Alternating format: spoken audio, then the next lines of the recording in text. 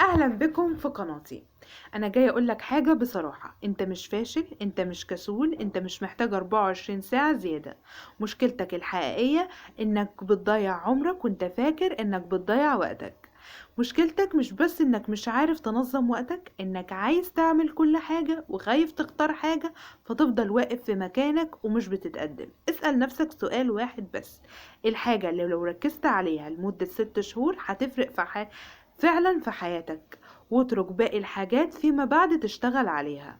اقفل مصادر السرقة. اللي بيسرق وقتك مش الناس، الموبايل. لو الموبايل هو أول حاجة تمسكه الصبح فهو اللي بيتحكم في حياتك وبيتحكم في نفسك، مش انت. مرحلة العشرينات هي مش مرحلة انك تضيع وقت وتتسلى، هي مرحلة بتبني فيها نفسك.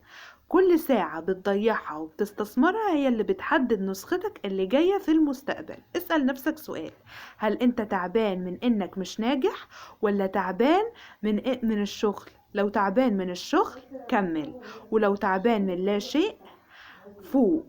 وقتك مش بيعدي، عمرك هو اللي بيعدي. وما تنساش تشترك في قناتي للمزيد من الفيديوهات اللي تساعدك على إدارة وقتك وتحقيق أحلامك وأهدافك. مع الكوتش أماني.